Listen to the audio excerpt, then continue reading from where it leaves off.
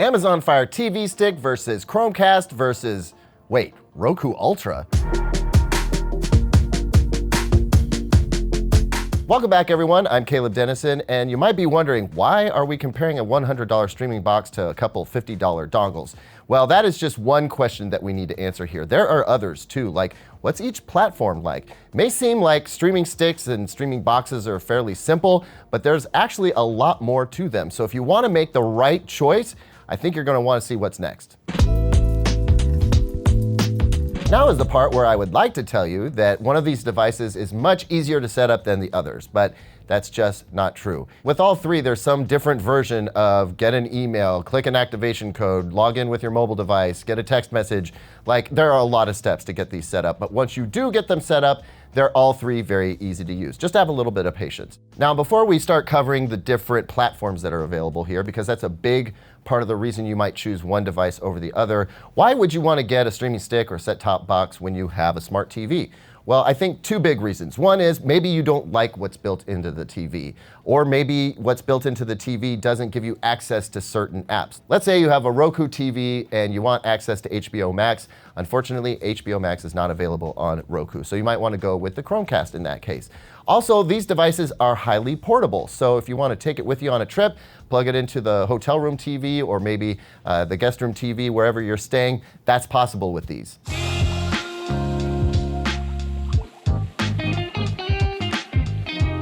Now let's start talking platforms. And with Amazon Fire TV Stick, you're talking about Amazon Fire TV. Now, it used to be that Amazon was very forward with its own content and prioritized it over anything else, but they've really backed off of that strategy, and now you get your popular apps right here.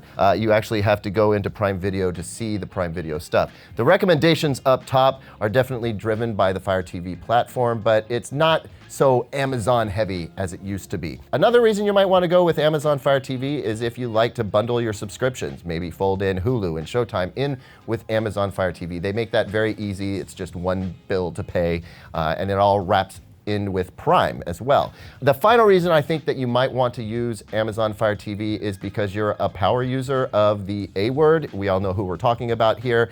If you have a bunch of those devices like Echo Show in your home, the Fire TV Stick is going to integrate with them perfectly. So you could ask the A word to show you your video doorbell and it would pop up right here on the TV. Also, with an Echo device, you could control the television. You can ask it to start playing certain pieces of content. You can have it scroll through for you. You can have it adjust the volume. There's a lot of power there. Now, to be fair, on the TV Stick, you get the microphone button right here on the remote, but if you don't want to have to pick it up, it's nice to have that kind of voice control. Also, while we're on the topic, there is a power control and volume control for your TV now with the new Fire TV Stick that wasn't there in the past. And just as a note, there is a TV Stick Lite that doesn't have the power or volume buttons and also doesn't do HDR, which leads me to my final fact with this particular stick. It does HDR at 1080p. A lot of people think you have to get 4K to get HDR, and that's just not true. So you're going to use a little less bandwidth, you're going to use a little bit less data, but you can still get a punchy HDR picture. Next up is the Google Chromecast with Google TV, which that Google TV part is what differentiates this from the standard Chromecast, which does not come with this little remote. You know what? I gotta say, I'm impressed so far. Part of it is I'm an Android phone user, and so I use my Google account for almost everything. So instant access to the stuff I like is kind of inbuilt into this experience. So I'm gonna say right now, if you're an Android user and you want simplicity, it's definitely going to come at you from the new Chromecast with Google TV. So the main difference between this Chromecast and the other ones, aside from the remote, is the on-screen interface that it controls. And the main difference between this, which looks a lot like Android TV, is this, the For You section. This is Google's recommendation engine. And the idea here is to put the content that you want to watch right here, whether it's the next episode of whatever show you're binging or a movie that is related to a movie that you watched before. It's going to pay attention to your viewing habits and make it so that you can get right to the stuff you want without having to navigate to an app. You just click on the content and it plays, and you don't have to worry about what app it's in. But it does give you immediate access to your apps right here. It's the very next thing down after the recommendation section. I do want to pop up here and scroll across the top and point out there is a dedicated apps section, but as long as the apps that I use most often are right here in the second row, I'm actually good with that. Now, in terms of speed, this is not a lightning fast experience. There is a little bit of lag here, but let's remember, we still have Chromecast capability where you basically cast content from your mobile device or your laptop in a Chrome browser tab, but I like this way better. This is what I've always felt was missing from the Chromecast experience, was that on-screen user interface with a remote so that you can click through stuff, find what you want to watch real quick, and then you're watching. And also, let's not forget that you get the Google Assistant. So if you want to search by voice, you want to get information through this, that's just the same as it was with Android TV. So really, it's all the best things about Android TV with all the best things about Chromecast. And let's just throw YouTube in there while we're at it. Like, this is going to straight pull all of your YouTube recommendations right into the Chromecast so that you can watch them on your TV or your phone, doesn't matter. And in fact, I imagine it's using a similar algorithm to fill this row up as you watch more and more. Now, outside of the platform, the UI, and the remote to control it, one of the things that excites me most here is the presence of Dolby Vision HDR. Also, Dolby Atmos is along for the ride, but with Dolby Vision HDR, you get a remarkably good experience. I mean, even the UI is in Dolby Vision, which looks really cool at first, but it's actually kind of problematic. See, that means everything you watch will be in Dolby Vision, and when you watch non-Dolby Vision content, it doesn't look right. So I want you to go into the display and sound settings, click Match Content, and then click Match Content Dynamic Range. That means that you'll only get Dolby Vision or standard HDR when you're supposed to. And Dolby Vision is available on a lot of different platforms. Netflix has got it, and so does Disney Plus, and there's more out there and more coming as well. It's a really stunning experience if your TV supports Dolby Vision. So keep that in mind. $50 for Dolby Vision, that's never been done before. Now we come to Roku, which I know is a platform a lot of you are probably familiar with already, might even be built into your TV. That's part of how they got to have so many millions of users. And I think the other reason is because it's really approachable and understandable. It's got a very simple tile-based interface that you see here. It's customizable to a certain point where you can put the apps where you want them, where you can change out the theme or the wallpaper, if you will, from the basic boring purple Roku background to any number of different things. But then we start getting into some of the limitations of the Roku, or at least what I feel like is sort of a stale interface. It's been this way for a really long time.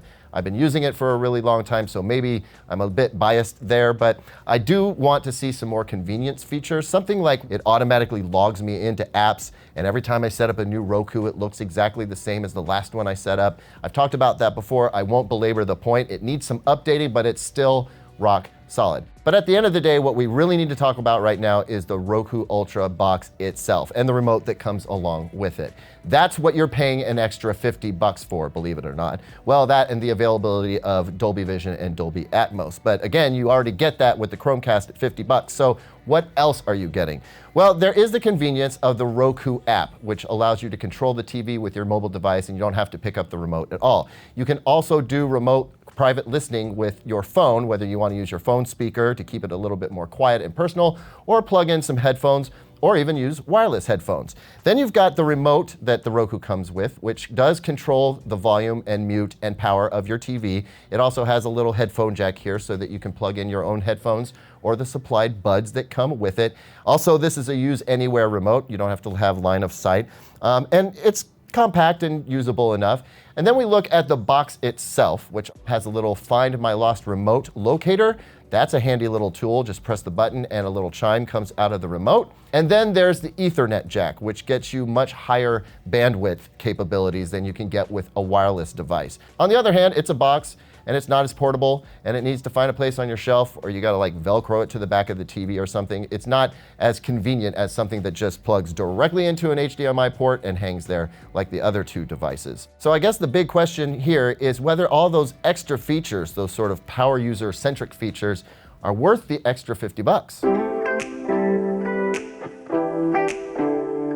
All right, that was a lot. Let's do a quick little recap here, starting with the Amazon Fire TV Stick, which comes in at $50, very affordable. It has an upgraded remote with power and volume buttons on there. It does 1080p with HDR, which is also new, and it leans heavily on the Amazon Prime experience, although not too heavily, and of course that voice assistant that we know and love so well.